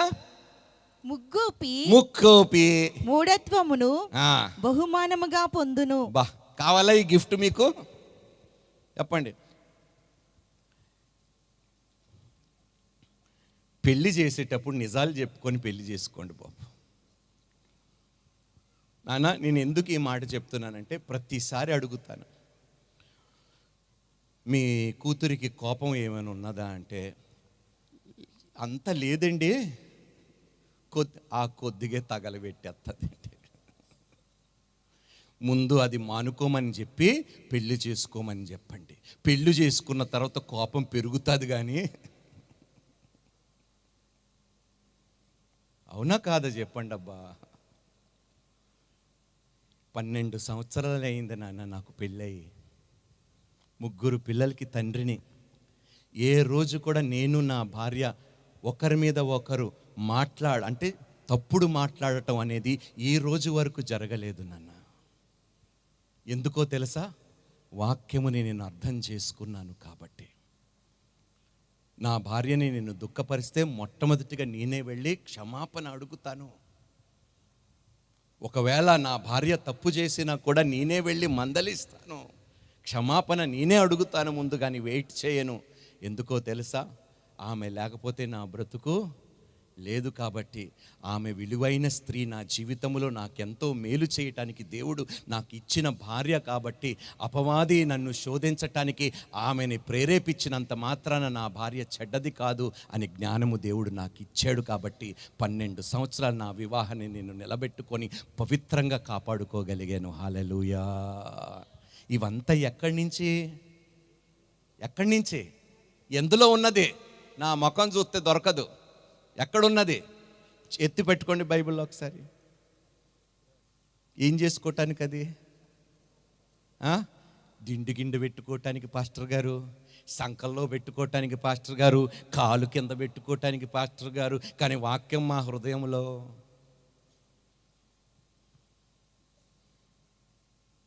ఇవన్నీ సత్యాలండి. ఈరోజు సంఘముగా మనం చాలా వెనకబడిపోతున్నాము తెలుసా? దేవుడు ఎలాంటి సంఘాన్ని కోరుకుంటున్నాడు చెప్పండి? మచ్చలేని సంఘము, కలంకము లేని సంఘము, ముడత లేని సంఘము, మాలిన్యము లేని సంఘము, సంపూర్ణం అంటే మచ్యోరు సంఘముని, వాక్యము చేత ఉతక స్నానము చేసుకున్న సంఘముని వివాహము చేసుకోవటానికి రానయ్యి ఉన్నాడు. హల్లెలూయా. ఇప్పుడు చెప్పండి, మన బ్రతికే ఇలా ఉంటే, తల్లిదండ్రులుగా మన వివాహం ఇలా ఉంటే, మన వివాహాన్ని చూసి రేపు మన పిల్లల వివాహం ఎలా ఉండబోతుంది చెప్పండి? ఎప్పుడైనా ఆలోచించారండి? ఇంత కొదువు పెట్టుకొని ఎంతసేపు నా కొదువు తిండి గురించే, నా కొదువు ఉద్యోగం గురించే, నా కొదువు ఇల్లు గురించే. ఇది కొదువ కాదు. ముందు నా నీతిని, నా రాజ్యముని వెతుకుడి, అప్పుడు సమస్తము హల్లెలూయా మీకు అనుగ్రహింపబడును అని దేవుడు నిజం చెప్తున్నాడు. తల్లి, నేను దేవుని సన్నిధిలో సేవ చేయటానికి నేను వచ్చినప్పుడు నా దగ్గర 0 రూపాయి లేదు. ఎందుకో తెలుసా? నేను తీసుకున్న అడ్వాన్సులు కట్టడానికి నా ఆస్తులు, నా కార్లు అన్నీ అమ్ముకున్నాను. నా కారు అమ్ముకొని 1.5 సంవత్సరం టీవీఎస్ సుజుకి బండిని 1.5 సంవత్సరం నేను నడిపి సేవ చేసుకున్నానండి. ఈరోజు దేవుడు 2 కారులు ఇచ్చాడండి. కుటుంబాన్ని పోషించే కృపనిచ్చాడు. ఎందుకో తెలుసా? ఆయన నీతిని నేను వెంబడించి, ఆయన వాక్యముని నేను అర్థం చేసుకొని ఉతక స్నానము చేసుకుంటూ వాక్యానుసారంగా ప్రార్థన చేస్తున్నాను. కాబట్టి ఆయన చిత్తానుసారంగా అడిగినది ఏది కాకుండా ఈరోజు ఇంత సమృద్ధి దేవుడు నాకు అనుగ్రహించాడు. హల్లెలూయా. ఎంతమందికి సమృద్ధి కావాలో చేతులెత్తండి. వద్దా మీకు సమృద్ధి? వద్దంటే మీరే, ఆరెంజ్ కలర్ శారీలో ఉన్న తల్లి గారు, మీకు సమృద్ధి వద్దా చెప్పండి. మీరు చేతులు ఎత్తండి. మీరు ఎలా కాదండి. ఒకసారి నిర్గమకాండానికి వెళ్ళండి, 4వ అధ్యాయము 10-11 వచనం చదవండి. అప్పుడు మోషే, ప్రభువా, ఇంతకు మునుపైనను నీవు నీ దాసునితో మాట్లాడినప్పటి నుండైనను నేను మాట నేర్పరిని కాను. నేను నోటి మద్యము మాంద్యము గలవాడనని యెహోవాతో చెప్పగా, యెహోవా, మానవునకు నోరిచ్చిన వాడు ఎవడు? ఒకసారి, మీకు నోరిచ్చింది ఎవరండి? మరి తెరవండి బాబు, మీకు దండం పెడతాను. మానవునికి నోరిచ్చింది ఎవరు? మూగవానికైనా, చెవిటివానిని గాని, దృష్టి గలవానిని గాని, గుడ్డివానినే గాని పుట్టించిన వాడెవడు? యెహోవానైన నీకు నోరిచ్చింది, నువ్వు నోరు తెరిచి ఆయనకి సాక్షిగా ఉండటానికి. హల్లెలూయా. నీ నోరు బాగుగా తెరువుము. ఏమి నవ్వేవు తల్లి, ఎవరు బాబు? దేనికి తెరుతున్నారో నాకు తెలుసు. దేవుడు మనల్ని దీవించునుగాక. ఈ నిజంగా ఆమేనండి. ఇప్పుడు దేవుడు మనల్ని దీవించునుగాక. హల్లెలూయా. సామెతలు 17వ అధ్యాయం 27వ వచనము. మితముగా మాట్లాడువాడు ఆ. తెలివి గలవాడు. అంటే ఏమిటి? తక్కువగా మాట్లాడువాడు. ఎందుకో పాటలు వచ్చేస్తున్నాయి, సినిమా డైలాగులు గుర్తుకొచ్చి. ఆడవారి నేనేమన్నాను తల్లి, మీరేమంటున్నారు? అమ్మ, మీరు అందరు సినిమాలు చూస్తారని నాకు అర్థమైపోయింది. మీరు ఎంత గొప్ప నటులని నాకు ఇప్పుడు ఇంకా బాగా అర్థమైపోయింది. దేవుడు మిమ్మల్ని దీవించునుగాక.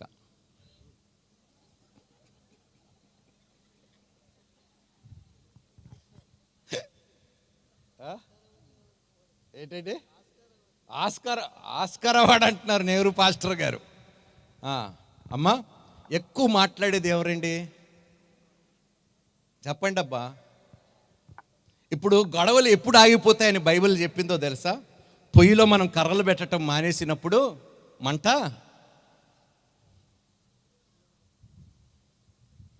ఎందుకు ఈ మాట చెప్పాను, పొయ్యి మంట ఎందుకు చెప్పాను తెలుసా?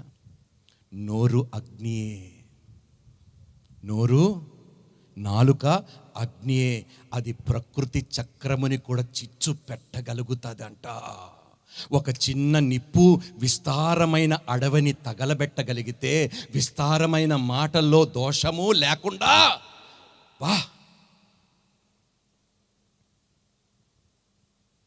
నా మాతృభాష తెలుగు కాదు, తమిళము. అయినను తెలుగు చదువుతూ తెలుగులో బోధిస్తున్నాను. ఎందుకు తెలుసా? చెప్పండి చెప్పండి అయ్యా. మీకోసమే.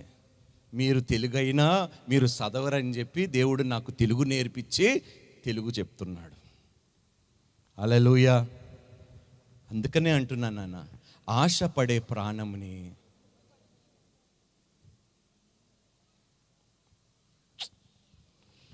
ఇలా అయితే లాభం లేదు తల్లి.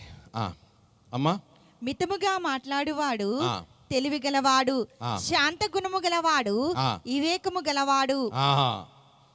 హల్లెలూయా. మళ్ళీ అందరూ చెప్పండి. కాదండి, ఆ వాక్యం చివరిది. శాంత గుణము గలవాడు. శాంతి గుణము, శాంత గుణము. స్త్రీలారా,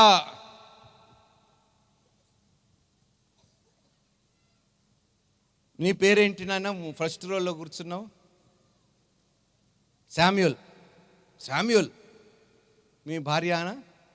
కాదు. మీ భార్య ఏది? ఇంటి అర్థం కాలే.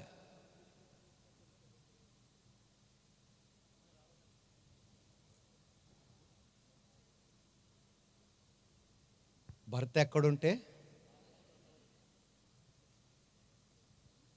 God bless you. కూర్చో. సరైన వాళ్ళని పిలిచి అడుగుతున్నానండి నేను. చూడండి, దేవునికి మహిమ కలుగును గాక. అమ్మా, దూరదృష్టి లేనివాడు నశించెదడు. ఈరోజు క్రైస్తవులకి ఏమి కొదువ తెలుసా? చెప్పండి. అంటే యోసేపు దర్శనము కలిగినప్పుడు 7 సంవత్సరాలు సమృద్ధి, 7 సంవత్సరాలు కరువు అని, ఆ సమృద్ధి కాలములో ఈ కరువు కాలాన్ని ఏ విధంగా జయించాలో చెప్పండి సిద్ధపడ్డాడు. దూరదృష్టి కలిగాడు.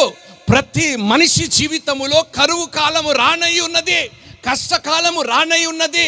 అందుకనే ఆ కాలమును ఎదుర్కోవటానికి ఇప్పుడే సిద్ధపాటు కలిగి ఉండకపోతే ఆ కరువు కాలములో వెళ్ళి అప్పులు చేసి నిందలు పాలైపోయి హేళన పాలైపోతాము మనము.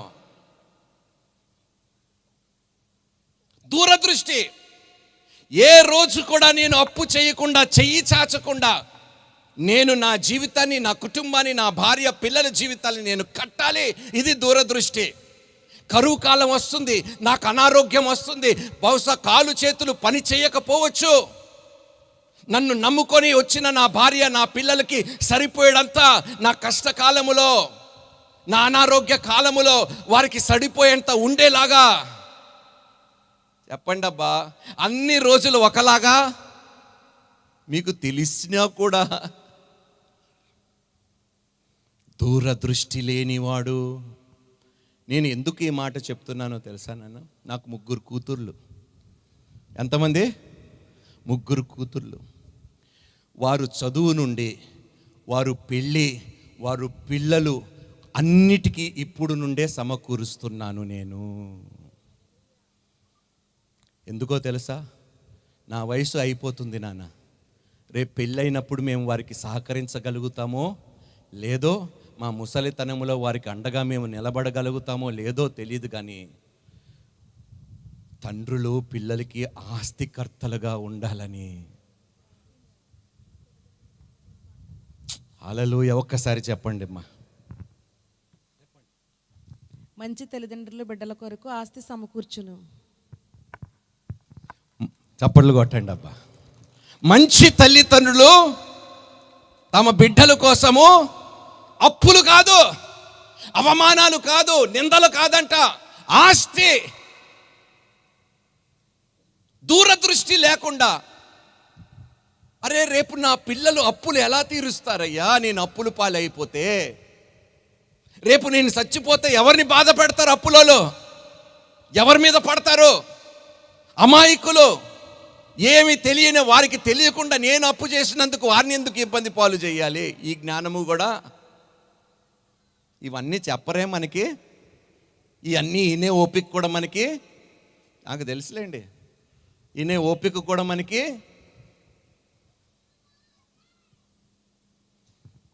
మీరు నమ్మరు తల్లి, మా పిల్లలు 18 సంవత్సరాలు అయ్యేలోపు అందరు కోటీశ్వరులు అవ్వబోతున్నారు. ఆ విధంగా నేను వారి భవిష్యత్తును ప్లానింగ్ చేసుకుంటూ పోతున్నాను.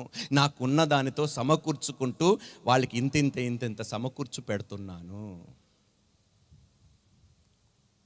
నాకు తెలుసు సమాజం ఎలాంటిదో. రోజులు దినములు చాలా చెడ్డవి, ఇంకా చెడ్డవే మారనై ఉన్నాయి, కానీ మంచి రోజులు రావు నాన్న. అలాంటి చెడు దినముల్లో మనం లేనప్పుడు మన పిల్లలు బ్రతుకు ఏమవ్వబోతుందో. ఈరోజు ఒక చెల్లమ్మ నాకు చెప్పిన సాక్ష్యం ఏంటో తెలుసా? మా తల్లిదండ్రులు చేసిన అప్పులు తీర్చుకోలేక వాళ్ళు చనిపోతే ఈరోజు ఒళ్ళమ్ముకొని అప్పులు తీరుస్తున్నానన్నా అన్నదండి. ఎంత దుఃఖమేసిందో తెలుసా? అలాంటి ఆ స్త్రీ మా సంఘానికి వస్తే మా స్త్రీల సమాజంలో చిచ్చి ఇలాంటి వారిని సంఘములో అనుమతిస్తావంటే ఏమిటి అని ప్రశ్న. మళ్ళీ ఏదో వారు నీతిపరులు. సంఘం ఎవరి కోసము నాన్న? ఎవరి కోసము? తప్పిపోయిన వారి కోసము, బలహీనుల కోసము, అనారోగ్యంగా ఉన్న వారికి వైద్యం ఇచ్చే స్థలమే సంఘము. దేవునికి మహిమ కలుగును గాక. యేసుక్రీస్తు ప్రభు ఎవరి మధ్యలో కూర్చున్నాడు? తాగుబోతుల మధ్యలో, వ్యభిచారుల మధ్యలో.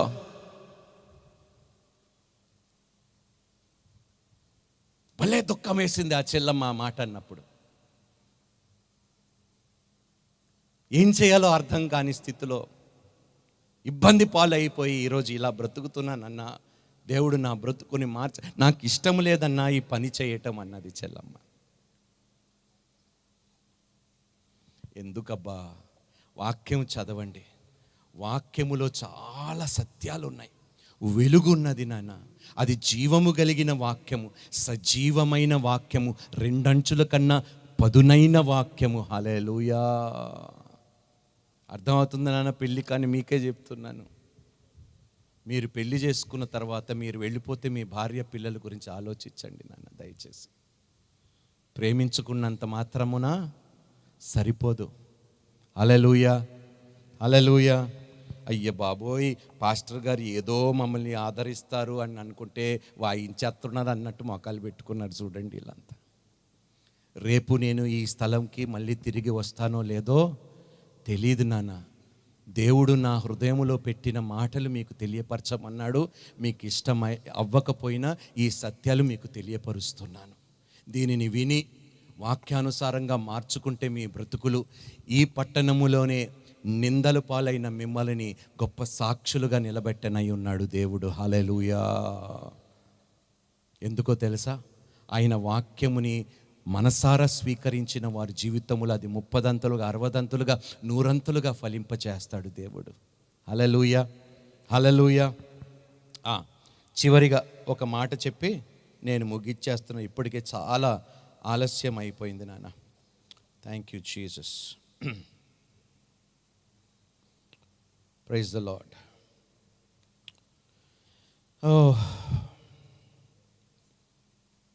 కమ్యూనికేషన్ చివరిది ఏమిటి? అంటే కమ్యూనికేషన్ అంటే ఏమిటమ్మా? సంభాషణ. చెప్పండి. ఎలా కమ్యూనికేట్ చెయ్యాలో, ఎవరితో ఎలా మాట్లాడాలో, ఎప్పుడు ఏ సమయంలో మనల్ని తగ్గించుకొని మాట్లాడాలో ఆ జ్ఞానము చెప్పండి అయ్యా. ఈరోజు సేవకుల్లో కూడా అది చాలా కొదువైపోయిందండి. ప్రాంతమును బట్టి, పరిణామములు బట్టి, సందర్భాలని బట్టి తెలివిగా మాట్లాడాలి, కానీ 10 మందిని ఇబ్బంది పెట్టే మాటలు చెప్పండి అయ్యా. వాడు మాట్లాడి వెళ్ళిపోతాడు, అనుభవించేది ఎవరు?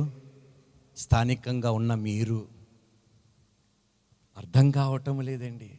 నోరుందని చెప్పి ఏ సందర్భములో, ఏ ప్రసంగములో ఎలా ల్యాక్ ఆఫ్ చెప్పండి కమ్యూనికేషన్. ఎప్పుడైతే ఈ కమ్యూనికేషన్ ఉండదో మంచి మంచి రిలేషన్షిప్స్ కూడా తెగిపోతాయి. హల్లెలూయా, హల్లెలూయా. మత్తయి సువార్త 5వ అధ్యాయము 37వ వచనం. మీ మాట అవునంటే అవును, కాదంటే కాదు అని ఉండవలెను. ఎలా అంట? అవునంటే అవును, కాదంటే కాదు. అవ్వ చేసిన తప్పేమిటి? అవ్వ చేసిన తప్పేమిటి? ఈ పండు తినొద్దంటే తినొద్దు, అంతే. దీనిని ఇప్పుడు మీ చెవిలో ఎవరైనా ఒక ముచ్చట పడేశారనుకోండి, మీరు వెంటనే ఏం చేస్తారు చెప్పండి? మీరు ఏం చేస్తారు చెప్పండి? ఏం మన కడుపులో ఉండదు, మనం కక్కేదాకా మనకు మనసు. వాళ్ళు చెప్పినది ఒక మాట అయితే అదే. ఏమబ్బా మీకు బాగా అనుభవం ఉన్నట్టుందండి మీకు. అదే అంటున్నాడు నాన్న.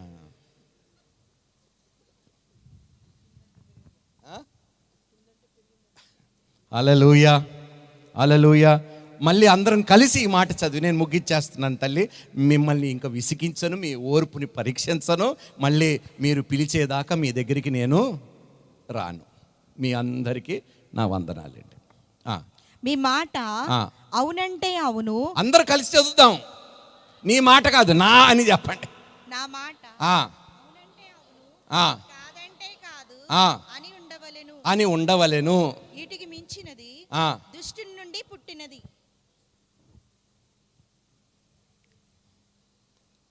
ఏమిటంట? మీ ఆయన మిమ్మల్ని ఒక మాట అన్నాడు అనుకోండి, వెంటనే ఫోన్ చేసేసి డాడీ 4 మాటలు కలిపేసి ఆయనని అనవసరంగా రెచ్చగొట్టి, మీకు అర్థమవుతుందా నాన్న? అనేక మాటల్లో దోషముండక, అందుకనే కమ్యూనికేషన్ చాలా. నేను నా భార్య తీర్మానం ఏం చేసుకున్నామో తెలుసా? ఇంటిలో జరిగిన సంగతులు, అది మంచి అయినా కీడైనా, 3వ వ్యక్తి అనగా మా తోబుట్టు వారికి ఎవ్వరికి చెప్పము, ఒక్క దేవునితో మాత్రమే. సో మై కమ్యూనికేషన్ ఏది ఉన్నా, నా భార్య భర్తల మధ్యలో ఏది జరిగినా ఎవరితో కమ్యూనికేట్ చేస్తాము? అందుకనే యేసుని కేంద్రికము చేసుకోకుండా మనుషులతో మీరు ముచ్చట్లు పెట్టుకుంటే మీ కాపురాలు, మీ బ్రతుకులు అనవసరంగా కమ్యూనికేషన్ ద్వారా మీరే చేతులారా. హల్లెలూయా, హల్లెలూయా. కనీసం హల్లెలూయా అని అంటారు బాబు, మీకు దండం. హల్లెలూయా. బా. కొలోసీకి రాసిన పత్రిక 3వ అధ్యాయం 8వ వచనం.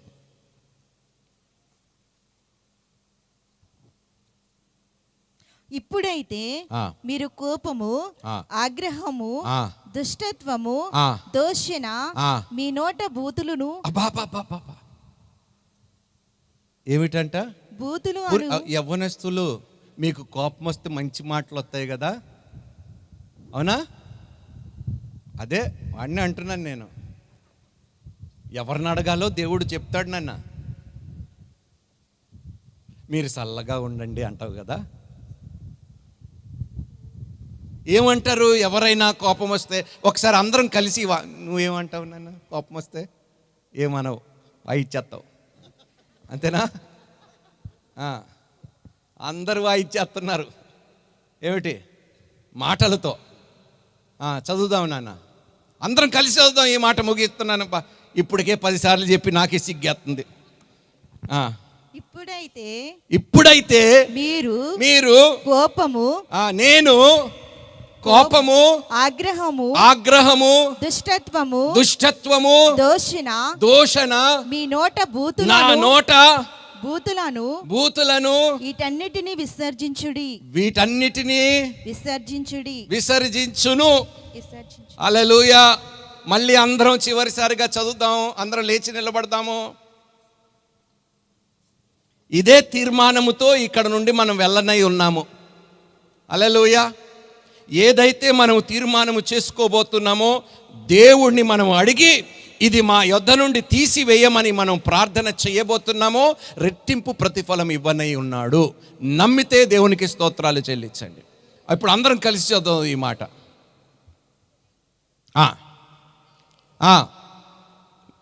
మైక్ ఏమైపోయింది?